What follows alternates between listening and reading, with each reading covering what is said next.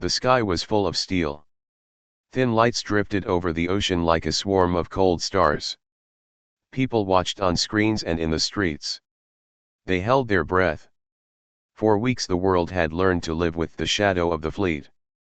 Tonight the shadow moved closer. On the bridge of the small ship Artemis, Captain Zara stood very still.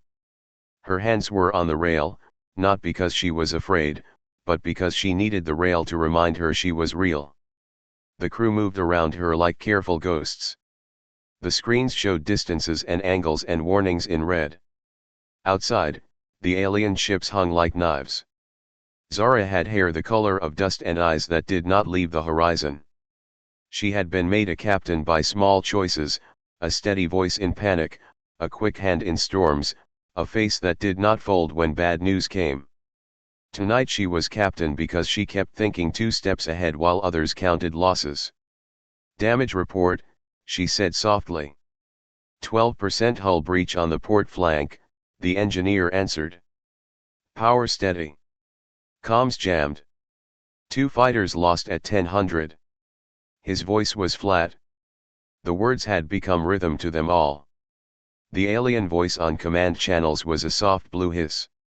It carried orders with a cold, even patience. The aliens called Earth a miscalculation. They called humans slow. Across the world, their broadcasts called for surrender.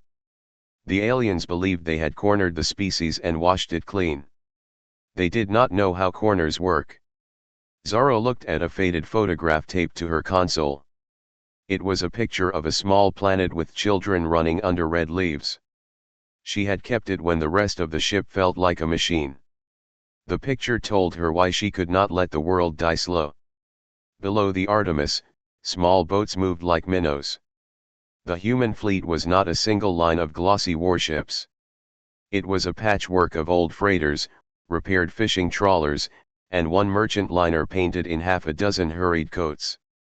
They were noisy and flawed and they had hearts.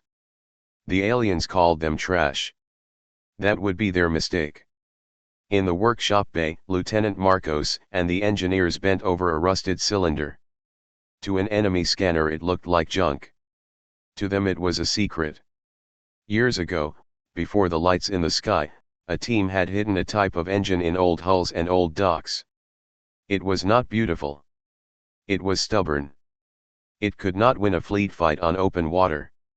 It could, however, make a small area do what the enemy did not expect, stop listening and start hurting. "Is it ready?" Zara asked when she went down to the bay. Her boots made soft echoes on metal. Marcos wiped oil from his hands and smiled without teeth. "Almost. We need 2 more calibrations. The output is clean." "Clean is good," she said. "The aliens like clean. Ugly surprises are better." They worked in whispers. The crew had learned to move like a single animal at night, quiet pause, sharp teeth. They practiced false radio chatter that said the ship would fall silent. They practiced leaving lights on as bait. The trick was simple: make the enemy believe in their own story. Around the world, cities burned and broadcasts spoke of lost harbors. People told stories of wells that dried and of ships that did not return. In small safe rooms and in basements, engineers traced old schematics and read worn manuals by flashlight. They found new meaning in old pages. They made pieces fit that had never meant to fit. On the charts spread across the Artemis's table, Zara marked circles and arrows with a steady hand. The circles were traps. The arrows were promises. She explained the plan only to a few. Secrets deepened trust when the sky was full of knives. "We will not win by strength," she told her officers. "We will win by pattern. Confuse. Pull. Wait. Confuse. Pull. Wait." The words were small. They were careful. They were enough. At midnight, a small drone dipped low over the reef near the southern city. The drone name blinked across 1,000 terminals, Recon 7. It hummed in alien blue, confident it would bring back a picture of surrender. It would not bring back the picture it wanted. The Artemis turned its old engines like a sleeping animal stretching. From the belly of the fleet came a soft, deep sound, the sound of a heart waking. In the bay, the hidden engine clicked. It did not roar like a war machine. It made a low, slow noise that moved the air. On the bridge, the crew held their breath with the rest of the world. Outside, the alien formations moved. They were beautiful in a terrible way, perfect and clean. They did not notice the small things. They did not notice a single ship slipping like a shadow under the waves. The drone took a picture. It sent the image back, and the alien command smiled in its way. They ordered the fighter escort to hold. They thought the humans would watch and then break. They were wrong. The first signal from Artemis to the drone came disguised as distress. It was a simple string of code meant to be read as static and panic. The drone, with its bright sensors and proud algorithms, did not skip what it thought was victory. Marcos keyed the final code.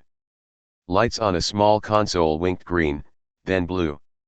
The engine's output warmed the ducts and folded into the ship like an old friend slipping into a coat pocket. The Artemis did not change its outward look. It stayed a small ship with crooked paint and a brave crew. Then the hidden engine breathed. In the water below the drone, the sea answered a note it had not heard in 100 years. A ripple grew and took shape. A ring of bubbles rose, not from heat, but from a field the aliens had not read in any file. The drone's sensors bent. Its perfect picture folded like paper. The feed went blind.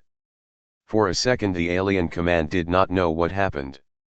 On the Artemis, people made one short sound. It was not a cheer. It was a steady, small piece of fear and hope wrapped together. Zara watched the readouts. The numbers did not tell victory. They told possibility. Possibility is sharp when the future had been written as doom. Outside, more alien lights turned toward the anomaly. The grand ships adjusted course. The calm in their voice changed a fraction. They issued orders to probe. They ordered a sweep. They had not met human hidden engines. They had not met quiet that hurts. Zara put her hand on the rail.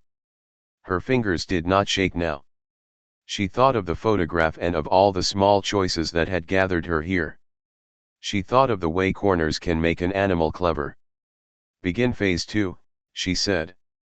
The crew obeyed. Far above the water, an alien probe blinked awake to interference. Its perfect code met a stubborn noise. For a single breath the probe learned the wrong thing about humans. It learned that silence could be a trap. Then the feed returned, but the picture was wrong. The image the probe sent back was a smear, like a face rubbed with rain. On the alien screen, for the first time since arrival, there was a gap in knowledge. That gap made the alien commander frown. On the Artemis, Marcos watched the readouts and grinned properly. Zara stared at the horizon. The sky was full of steel, still. But in the dark the shape of a plan had taken hold. And somewhere in the enemy fleet, something old and patient clicked its teeth. The screen went dark. A single line of red numbers began to climb. They expected noise and fire. They expected loud raids and quick faces of fear. The aliens looked for breaks in human lines. They did not look for patience. They did not look for traps made of silence and small, sharp moves. After the Artemis woke the old engine, a pattern began. Small ships slid from harbors and from hidden coves. They moved in thin lines like fish that learned to read the current. They did not try to fight a fleet head-on. They looked for places a large ship could not see, or places where a big brain was blind to small movement. Captain Zara watched the map with new eyes. Her circles and arrows had turned into a map of tiny bites. Each bite would test the alien guard and give them pieces of a puzzle. Each bite would be small enough to be ignored, until the pieces stacked and showed a shape the aliens had not planned for. Pick the bait, Zara told Lieutenant Marat. Take 2 skiffs. Use the false beacon on Channel 5. Make it loud. Make it desperate. The skiffs were old fishing boats reborn as hunters. They had no armor and no fancy weapons. They had stealth coils jury-rigged from spare wiring and old radio parts. The crews were tired men and women who had worked docks and warehouses. They had watched friends die and they had learned to hide grief behind a calm face. Tonight their calm was a kind of steel. Mara's skiff moved like a shadow. It put on the loud voice the plan needed. The beacon talked of broken engines and lost lives. It screamed for rescue. The beacon begged for a towing line. It was a small lie with a loud sound. Far above, an alien scout heard the plea and smiled in the way aliens smiled. They sent down a small escort, thinking they had found a weak point. A clean victory to add to the logs. The escort moved in bright formation, sure and tidy. As the escort dropped, Mara hugged the wheel. Her fingers did not tremble, though her heart beat hard. The crew held their breath. Marcos had given them a small device that fit into the skiff like a pebble. It looked like a sensor. It was small enough to be missed and clever enough to be deadly. Now, Mara whispered. She released the device into the wake. It sank like a stone under the waves and opened like a tiny mouth. The skiff's false distress made the escort move close. The device did not explode. It did something the aliens could not find in a manual. It sang a quiet song that made the escort's sensors trust what they saw. It changed the escort's idea of distance and shape. The first escort folded like paper and sank without a boom. The sea took it, and the skiff's crew watched the tides take metal and silence. No triumph sang from them. They only felt the small, sharp relief of success and the weight of what they had done. The alien command did not shout. It made a patient note. Machines wrote it down. The log read, probe lost. Investigate anomaly. The aliens sent a recon drone to scan the area more closely. They sent it because they were tidy and believed in data. They did not yet suspect craft made of wool. That night, other skiffs tested the same trick. A fishing trawler let out the right signal and watched two more escorts fold and sink in strange ways. A converted tug moved its beacon and watched a heavy scout go blind to it. The pattern grew like frost on a window. Small things hid a plan, small things showed a rule the aliens had missed. Back on the Artemis, a small room was full of noise that was not war. It was the noise of people reading numbers and making maps. Young technicians cheered quietly when a readout matched their guess. An old radio operator wept for a minute and then tightened his jaw. Each small success felt like a stone thrown at a tall wall. The wall did not fall, but it weakened. The aliens changed orders. Their patience thinned. They sent a mid-level commander to the area to watch with his own eyes. He wore medals that meant slow victories and tidy reports. He did not understand how dirt and rust could hide a war plan. He came because he thought he could fix an error with his presence. The mid-level commander ordered sweeps. He tightened patrols and sent nets of small fighters to watch the waters. He did not close the net too tight. He was still confident. Confidence can be a dangerous shape. A human team used that confidence. They moved at dawn in a long, low boat that looked like a cargo carrier. On the deck were crates of fruit and tarps and two men who smelled of sea and sweat. They sailed into the area as if to trade. The alien net checked their paperwork, their radio, and their cargo. They saw oranges and sacks. They saw tired faces. They did not see a hidden crate with a folded device and a small black mirror used to read alien light. The human team did not plan a big strike.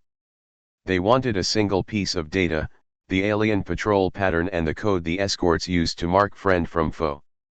The black mirror and the device listened and watched. It learned how to speak like an escort. That night the Artemis decrypted a line of code that had reached their small servers.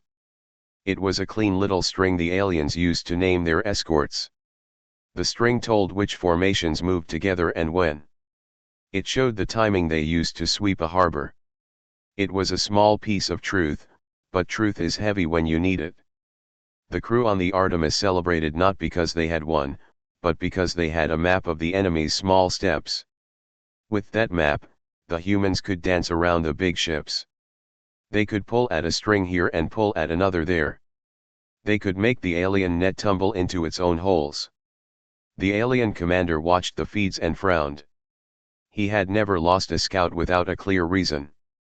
He ordered a full diagnostic and a slow, steady increase of force in the area. He did not yet call for the giant ships. He thought he could fix the leak with more patrols. At the edge of the map, Zara and Marco sat with a thin cup of coffee. The night pressed against the ship like a cold hand. Zara spoke in a voice that had little sound, but much meaning. Each bite must teach them something wrong, she said. They must learn the wrong lesson. Marcos nodded. They will fix one hole, and we will open 3 more. Outside, in the dark, a new signal blinked on the Artemis's screens. It was not a normal transmission. It looked like a burst of code the team had not seen before. For a moment, the numbers stuttered and the screen filled with a shape that made no tidy sense. Where did that come from? Mara asked. The room grew still. The feed showed a line of coordinates and a name the humans had never seen. It was not on any map. The name was short and sharp, like a cut. Then the transmission stopped. Silence fell. The silence tasted like waiting. Zara leaned forward. Her fingers went white on the cup.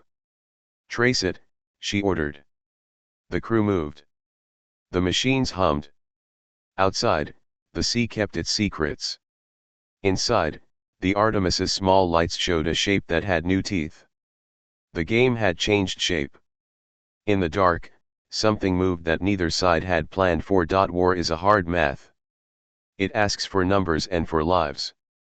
The humans learned to treat both with care. They traded small losses for larger chances. They turned pain into time. They turned time into study. The plan for the next move looked foolish on paper. It looked like giving ground. It looked like a gift. The aliens walked into the gift with tidy confidence. Captain Zara stood over the map again. Her fingers moved slow and sure. She traced a line that led from a quiet harbor to an old island with broken docks. The island had been empty for months. It was a place of memory and rust. If the aliens wanted to wrap the humans in a net of steel, they would take the island first. We will leave it, Zara said. We will make them take it? Lieutenant Mara blinked. Leave it? You mean abandon the people there? Zara did not look surprised. Her face was a plain mask of thought. We will move the people to safety, she said. But we will leave the engines and the signs. We will make the island shout surrender in a way they can read it. Around the world, other human units did similar things. They baked a pattern into their movements. They lit beacons that said, "We give up." They left old flags and broken radios. They made sure the alien scanners would read the right story. The story would be simple and loud: humans had run out of fight here. The island gleamed like a prize in alien sensors. Large ships came. They circled and lowered fighters. Machines moved like careful hands. The aliens landed with polite caution. They intended a clean sweep. Machines recorded each step. The commanders would add tidy notes to their files. Another small victory. Another line in the ledger. Below the island's stones, human teams slept in thin rooms. They had packed what they needed and hidden what the aliens must not find. In a hollow under the dock, engineers had planted a web of small devices that looked like pipes and scrap. To the aliens they would mean an empty dock. To the humans they were a net of listening glass and blind mirrors. The net could not take down a battleship. It could, however, mislead eyes and make a path open where none should be. Zara watched the landing from a safe screen. She felt a cold like a question. The plan asked for people to move and to lose things. It asked for a town to be given to machines for a time. It asked for mothers to leave cradles on porches and for old men to close their shutters with quiet hands. These small losses were instruments. They were not cheap. They were heavy. At dawn, the alien patrols marched with perfect rhythm. Their boots made soft, neat patterns in the dust. Their scanners read the right signals. They recorded the empty docks and the broken radios the humans had left. The mid-level commander wrote in his log that the planet bent easily, like a weak reed. He planned ceremonies of occupation. Under the docks, a human team moved like mice. They wore old coats and carried tools. They did not look like soldiers. They did not need to. Their job was not to fight the landing. Their job was to slip into the alien network and plant a mistake.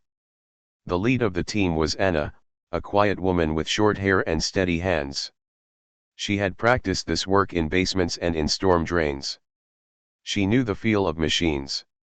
She could speak in the small languages a sensor taught. The team carried a small black device called a worm. It fit in a palm and hummed like a small heart. The worm did not shout. It whispered a lie. They reached the main node under the dock that the aliens used to link their patrols. The node was a box of glass and cold light. Anna set the worm and watched its small lights. It began to sing a code the aliens did not expect. It spoke a language that bent a machine's thought. The node accepted the song as truth and passed it on.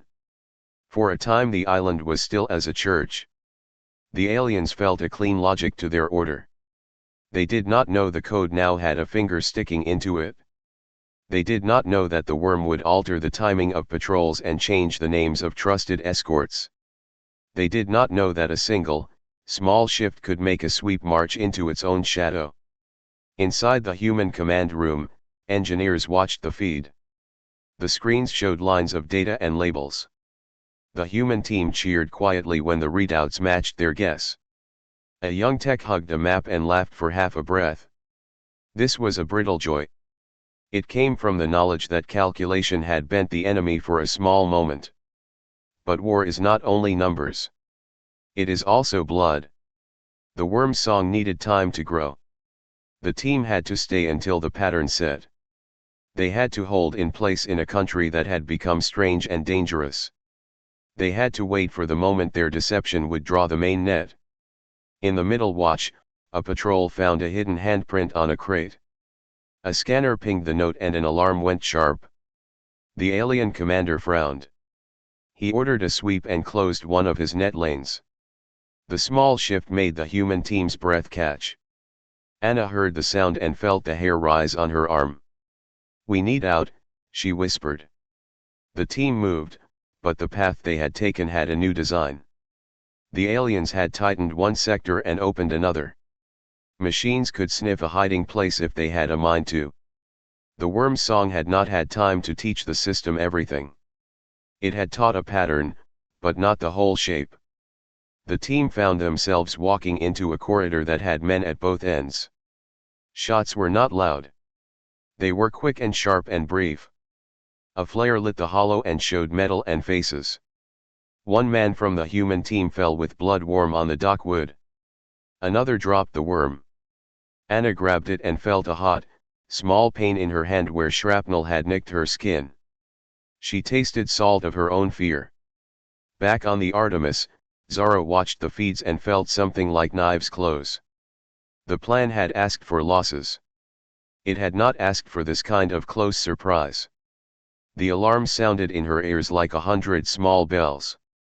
"Lock down," she said. "Hold the line. Pull the nets into place." The global network of human teams began to move. Ships that had seemed to run away now tightened a ring. Diversions went up like small fireworks to pull the net. The island's fighters scrambled and made noise. They did not fight to kill, they fought to buy time. In the hollow, Anna and the remaining team reached the node. She forced the worm to work with a steady hand, even while the sound of boots drew closer. Her breath came in short pieces.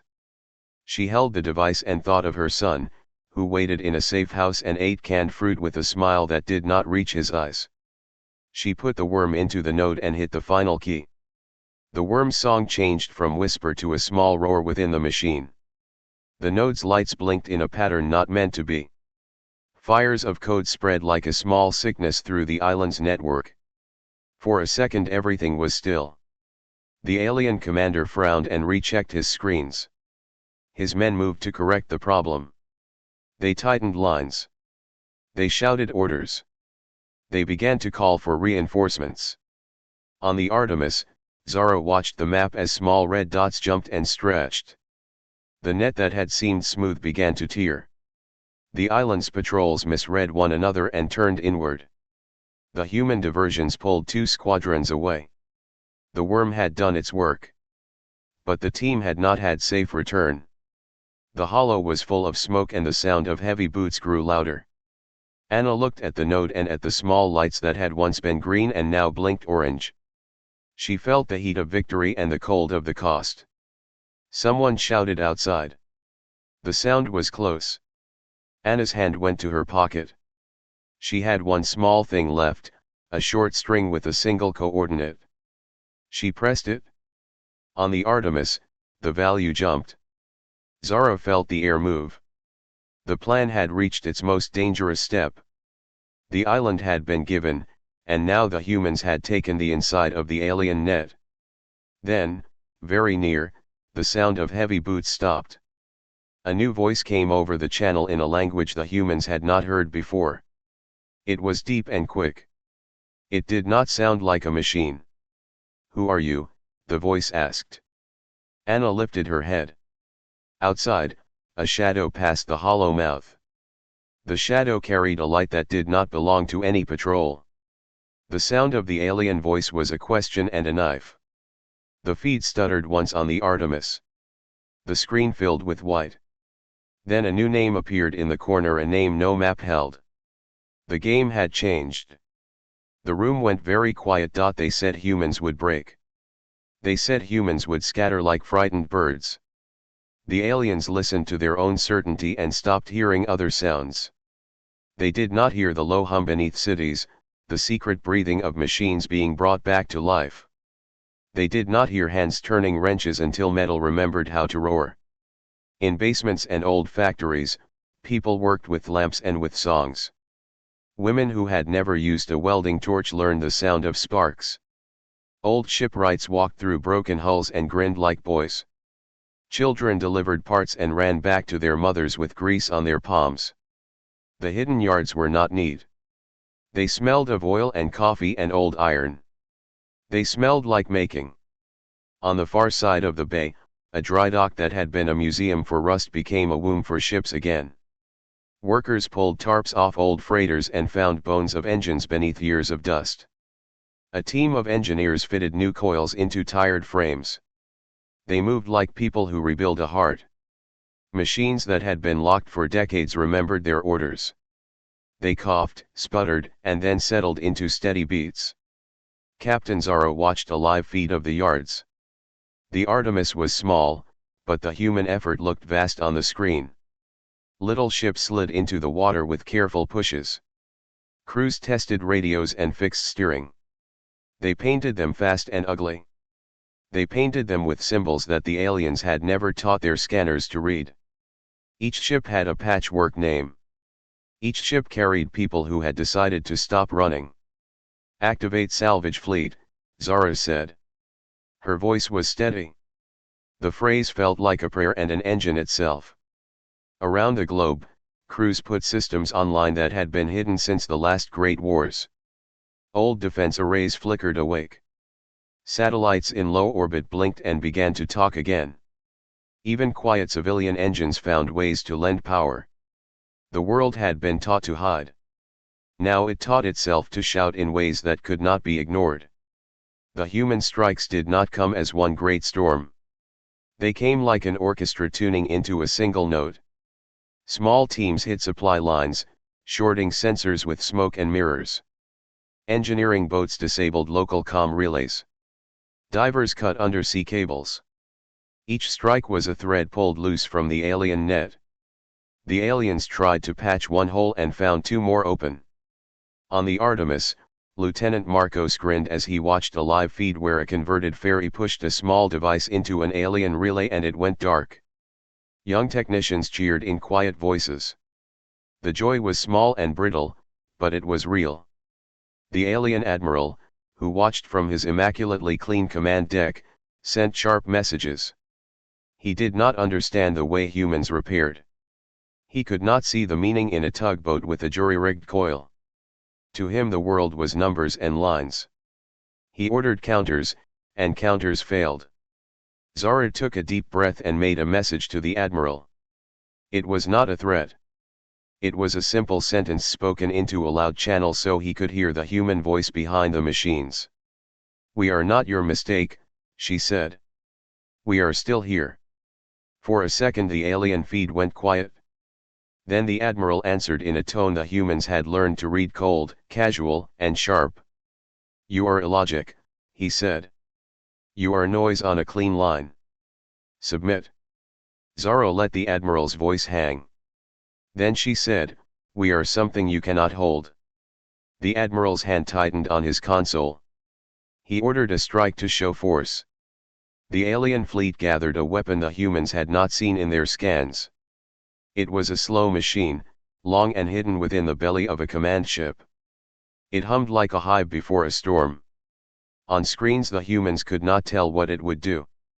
The readings were confusing and made the techs frown. Detecting a directed pulse, Marcos said, voice small. "Source, command vessel. Power spike unknown signature." The weapon, the admiral hoped, would end the humans' ability to fight. It could kill satellites and fry circuits in broad sweeps. It could darken the small net the humans had just stitched together. In short, it could make the world go dumb again. Zara felt the gravity of the choice. She could try to hit the command ship and risk wasting the fragile new fleet. Or she could try something stranger: use the ships they had to lure the command vessel into a place where the hidden engines could make a trap. It was a dangerous plan. It asked for precise timing and faith. "Prepare the armada," she ordered. "Not to meet them head on. To sing a song they cannot hear." The humans moved. Ships that had been farm boats moved into lines that looked like mistakes. They let the alien sensors see patterns that spelled weakness. They sent out false channels and loud signals of surrender. Meanwhile, hidden under deck and under paint, the old engines waited. They had been tuned to make a field the aliens had not measured, a field that would turn alien waves into noise. On the day of the strike, the sky was a hard blue. The human armada crept like a slow tide. The alien command ship moved into place, massive and perfect. The admiral watched with a satisfied calm. Then, at Zara's signal, the hidden engines woke together. They did not roar like thunder. They made a sound the aliens could not place, a low, shaping pulse that bent sensors and folded expectations. The field spread like a fog. It made the alien weapon misfire in small, deadly ways. It did not destroy the command ship. It changed the path of its beam. The alien beam arced and hit an empty sky. Parts of the command ship's systems hiccuped. Machines that had been proud and clean stuttered. The admiral's calm left his face.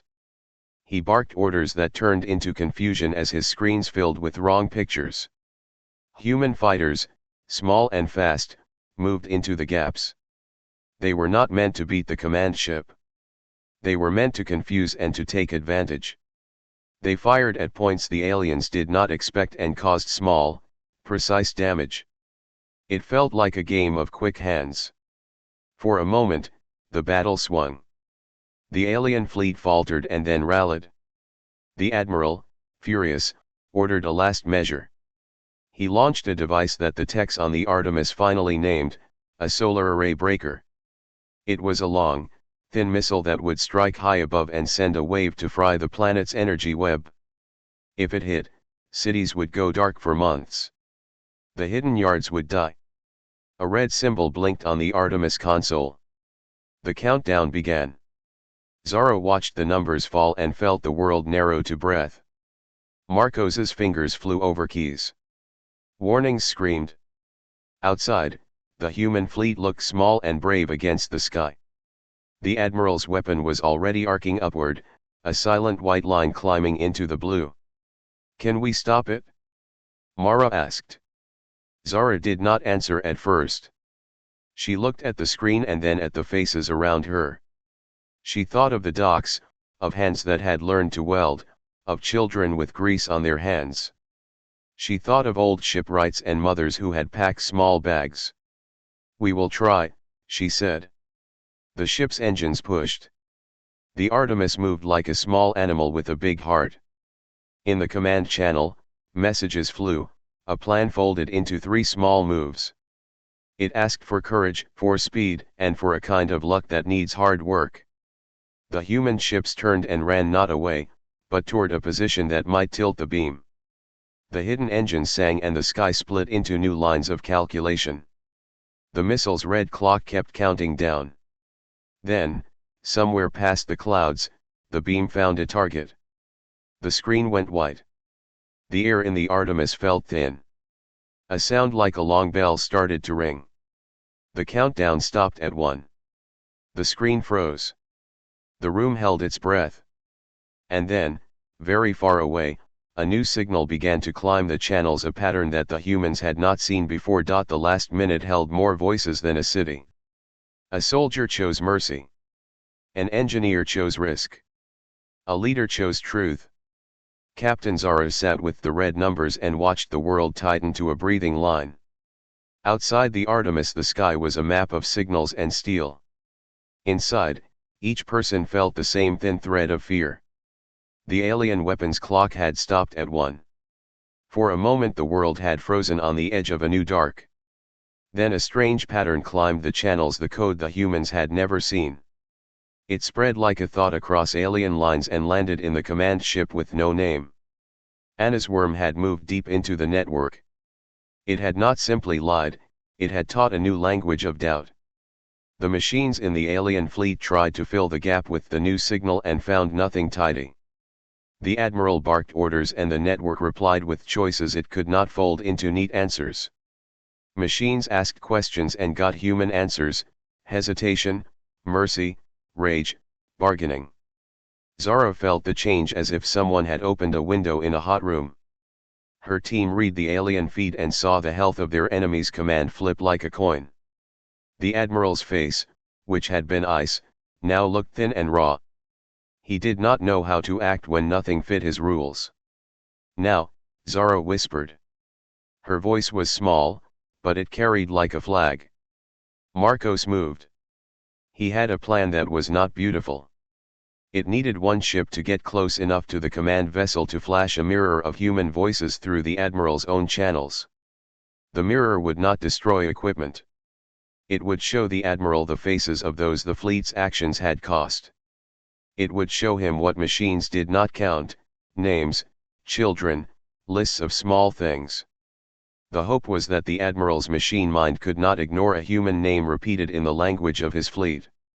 The plan asked for someone to cross a line and risk being seen. It asked for close talk, for a human voice to break metal calm. Lieutenant Mara volunteered without a long look. "I will take the courier," she said.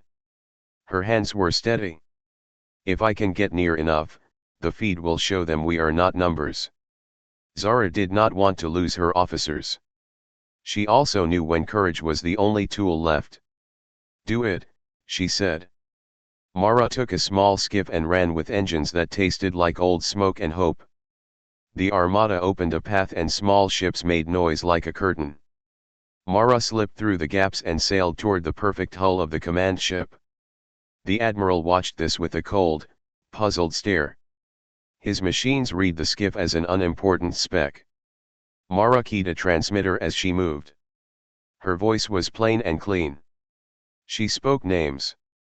She spoke the small list of people who had built Julia's cartage, who had fed Anna's boy, who had been on the dock where the worm had been installed.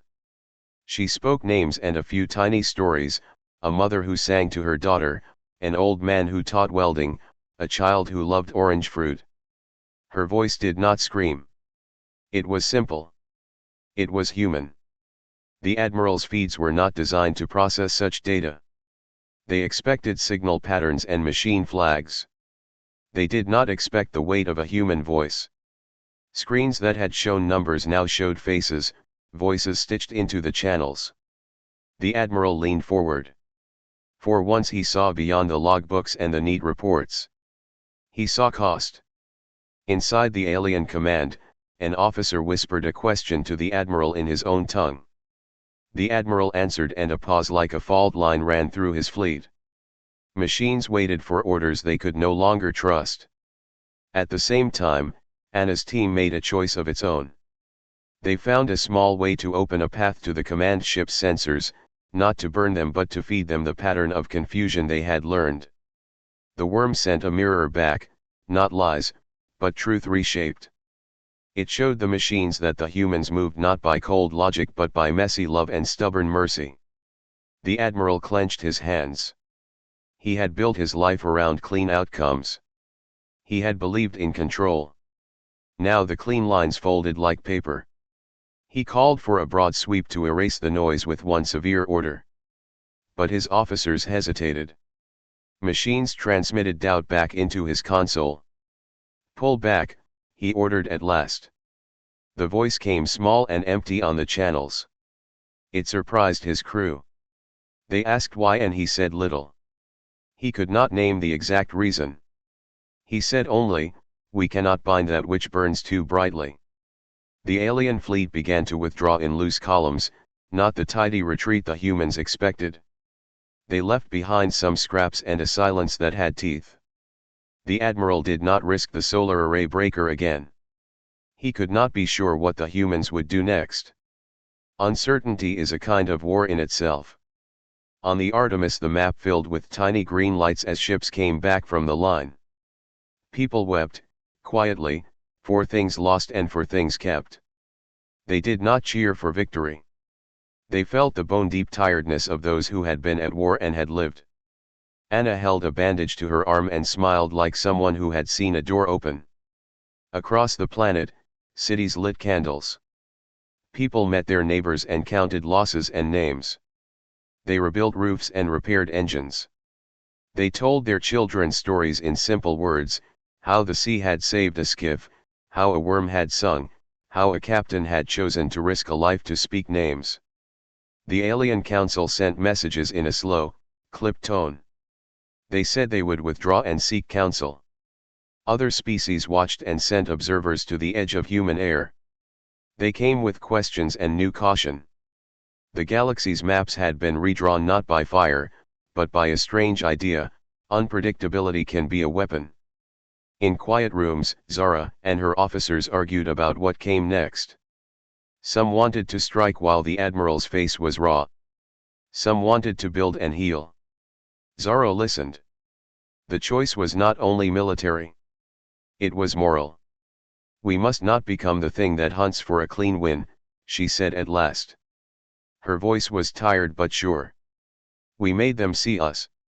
Now we must show what we are and what we choose to be." They agreed to spare the broken command ship if it agreed to leave peaceful corridors to civilian life. They sent a single, clear message to the Admiral: names, not threats. The Admiral answered with silence and then with a list of terms. It was not a surrender. It was a pause. Months later, fishermen returned to some coves. Factories restarted under wary eyes. Children rebuilt swings in parks that had been flattened. Other species sent envoys to speak not with guns, but with questions. The galaxy had learned that humans could make choices that machines could not predict. On a quiet morning, Zara walked the docks where the Artemis lay tied like a small promise. She looked at a child with grease on his hands and thought of maps and names. The stars above were the same as before, but they felt different now, full of unknown faces and careful distance. She kept the photograph taped to the console. In it, children ran under red leaves. She folded it once and put it back. The war had changed them. It had also changed the way the stars would watch Earth. And somewhere far away, where cold commands had once been king, someone else sat and learned the sound of a human name.